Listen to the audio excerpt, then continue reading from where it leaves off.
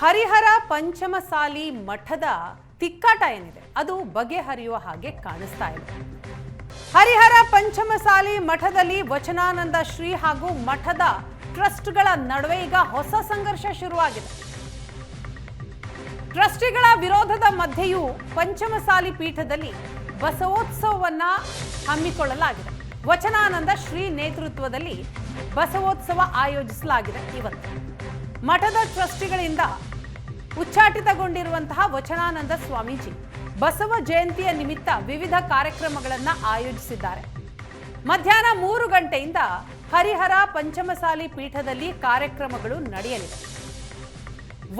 ವಚನ ಸಂಗೀತ, ವಾದ್ಯಮೇಳ, ಜೋಡೆತ್ತಿನ ಮೆರವಣಿಗೆ ಕಾರ್ಯಕ್ರಮವನ್ನ ನಡೆಸೋದಿಕ್ಕೆ ಸಿದ್ಧತೆಗಳು ಆಗ್ತಾ ಇದೆ. ಇದರ ನಡುವಿನಲ್ಲಿ ಟ್ರಸ್ಟಿಗಳು ಇದಕ್ಕೆ ವಿರೋಧ ವ್ಯಕ್ತಪಡಿಸಿದ್ದಾರೆ. ಶ್ರೀಗಳಿಗೆ ಕಾರ್ಯಕ್ರಮ ಆಯೋಜಿಸೋದಿಕ್ಕೆ ಯಾವುದೇ ನೈತಿಕ ಹಕ್ಕಿಲ್ಲ.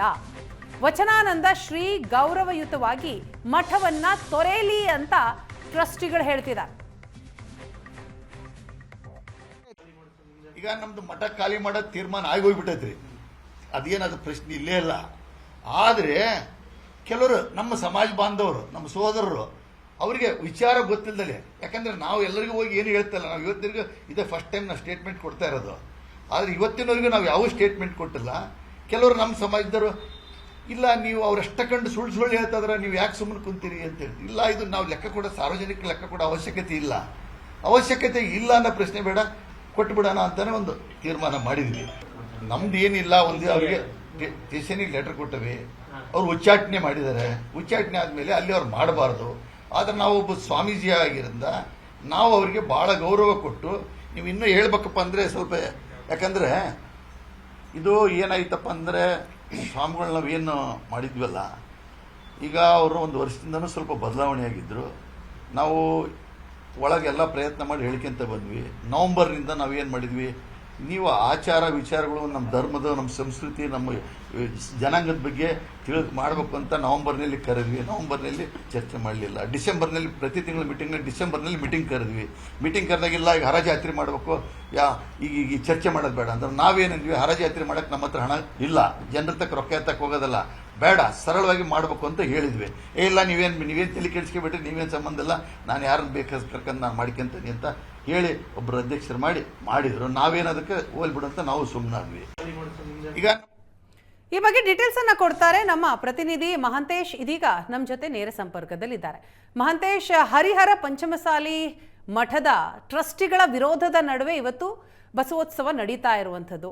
ಸೊ ಇದನ್ನ ಗಮನಿಸ್ತಾ ಹೋದ್ರೆ ವಚನಾನಂದ ಶ್ರೀ ಹಾಗೂ ಟ್ರಸ್ಟಿಗಳ ನಡುವೆ ಹೊಸ ಸಂಘರ್ಷ ಅಂತೂ ಮತ್ತೊಂದು ಶುರುವಾಗಿದೆ ಅನ್ನೋದು ಕ್ಲಿಯರ್ ಆಗಿ ಗೊತ್ತಾಗ್ತಾ ಇದೆ. ಎಸ್ ವಿನಾ, ಈಗ ನಿಜವಾಗ್ಲೂ ಈಗ ವಚನಾನಂದ ಶ್ರೀಗಳು ಮತ್ತು ಪಂಚಮಸಾಲಿ ಟ್ರಸ್ಟ್ ನಡುವೆ ಹೊಸ ಸಂಘರ್ಷ ಈಗ ಶುರುವಾಗಿರುವಂತದ್ದು. ಇಂದು ಬಸವ ಜಯಂತಿ ನಿಮಿತ್ತ ಬಸವೋತ್ಸವ ಹಾಗೂ ನಿಷ್ಠಾವಂತ ಭಕ್ತರು ಮತ್ತು ಸಮಾಜ ಬಾಂಧವರ ಹೆಸರಿನಲ್ಲಿ, ಅಂದ್ರೆ ಆ ಘೋಷವಾಕ್ಯದಡಿ ರಾಜ್ಯ ಮಟ್ಟದ ಸಮಾವೇಶವನ್ನ ವಚನಾನಂದ ಶ್ರೀಗಳು ಹಮ್ಮಿಕೊಂಡಿರುವಂತದ್ದು. ಆದರೆ ವಚನಾನಂದ ಶ್ರೀಗಳನ್ನ ಪಂಚಮಸಾಲಿ ಪೀಠದಿಂದ ನಾವು ಉಚ್ಚಾಟನೆ ಮಾಡಿದೀವಿ, ಮತ್ತೆ ಮಠದ ಆಡಳಿತಾಧಿಕಾರಿಗಳಾದಂತಹ ಡಾಕ್ಟರ್ ರಾಜ್ಕುಮಾರ್ ಅವರನ್ನ ಅಮಾನತು ಮಾಡಿದೀವಿ, ಮತ್ತೆ ಇವರು ಲೆಕ್ಕ ಕೊಡಿ ಚಳವಳಿ ಸಮಿತಿಯ ಅಧ್ಯಕ್ಷರೇನು ಮಾಡಿದ್ದಾರೆ ಪರಮೇಶ್ವರ ಗೌಡ್ರಂತ, ಅವರು ಟ್ರಸ್ಟ್ಗೆ ಯಾವುದೇ ಸಂಬಂಧ ಇಲ್ಲ. ಈಗ ಇವ್ರಿಗೆ ಯಾರಿಗೂ ಮಠದಲ್ಲಿ ಯಾವುದೇ ಕಾರ್ಯಕ್ರಮ ಮಾಡಲು ಅಧಿಕಾರ ಇಲ್ಲ ಮತ್ತು ನೈತಿಕ ಹಕ್ಕು ಇಲ್ಲ ಅಂತ ಈಗ ಟ್ರಸ್ಟ್ನವರು ಹೇಳ್ತಾ ಇರುವಂತದ್ದು. ಪ್ರಧಾನ ಧರ್ಮದರ್ಶಿ BC ಉಮಾಪತಿ ಮತ್ತು ಧರ್ಮದರ್ಶಿ ಮತ್ತು ಕಾರ್ಯದರ್ಶಿಯವರು ಆದಂತಹ ಜ್ಯೋತಿ ಪ್ರಕಾಶ್ ಅವರು ಈಗ ದಾವಣಗೆರೆಯ DC ಮತ್ತು SP ಹಾಗೆ ಹರಿಹರ ಗ್ರಾಮಾಂತರ ಪೊಲೀಸ್ ಠಾಣೆಗೆ ಒಂದು ಮನವಿ ಪತ್ರವನ್ನು ಸಲ್ಲಿಸಿದ್ರು. ಯಾವುದೇ ಕಾರಣಕ್ಕೂ ಇವರಿಗೆ ಬಸವೋತ್ಸವ ಕಾರ್ಯಕ್ರಮವನ್ನು ನಡೆಸಲು ಅವಕಾಶ ನೀಡಬಾರದು ಅಂತ ಮನವಿಯನ್ನ ಮಾಡಿದ್ರು. ಆದರೆ ಏನು ಈಗ ಈ ವಿರೋಧದ ನಡುವೆಯೂ ಬಸವೋತ್ಸವ ಕಾರ್ಯಕ್ರಮವನ್ನ ಇಂದು ವಚನಾನಂದ ಸ್ವಾಮೀಜಿಯವರು ಹಮ್ಮಿಕೊಳ್ತಾ ಇದ್ದಾರೆ. ಮಧ್ಯಾಹ್ನ 3 ಗಂಟೆಯಿಂದ ವಿವಿಧ ಕಾರ್ಯಕ್ರಮಗಳನ್ನ ಆಯೋಜಿಸಲಾಗಿದೆ. ವಾದ್ಯ ಮೇಳದೊಂದಿಗೆ ಜೋಡೆತ್ತಿನ ಮೆರವಣಿಗೆ, ವಚನ ಗ್ರಂಥ ಮೆರವಣಿಗೆ, ವಚನ ಗಾಯನ ಈ ರೀತಿ ಹಲವು ಕಾರ್ಯಕ್ರಮಗಳನ್ನ ಆಯೋಜಿಸಿರುವಂತದ್ದು. ಕಳೆದ 8 ವರ್ಷಗಳಲ್ಲಿ ಅಂದ್ರೆ ವಚನಾನಂದ ಸ್ವಾಮೀಜಿಯವರು ಹರಿಹರ ಪೀಠಕ್ಕೆ ಬಂದ ಮೇಲೆ ಎಂದೂ ಸಹ ಬಸವ ಜಯಂತಿ ಕಾರ್ಯಕ್ರಮವನ್ನು ಆಯೋಜಿಸಿರಲಿಲ್ಲ. ಆದರೆ ಈಗ ಆ ಕಾರ್ಯಕ್ರಮವನ್ನು ಆಯೋಜಿಸ್ತಾ ಇದ್ದಾರೆ.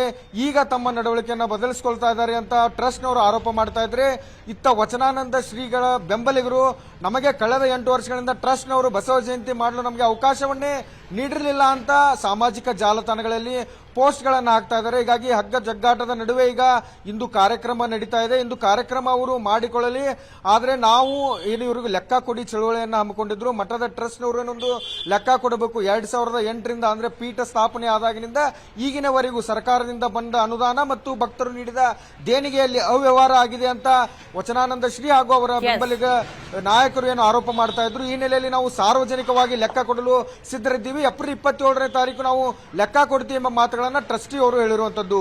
ವೀಣಾ, ಥ್ಯಾಂಕ್ ಯು ಮಹಂತೇಶ್ ತಮ್ಮ ಡೀಟೇಲ್ಸ್ಗಾಗಿ.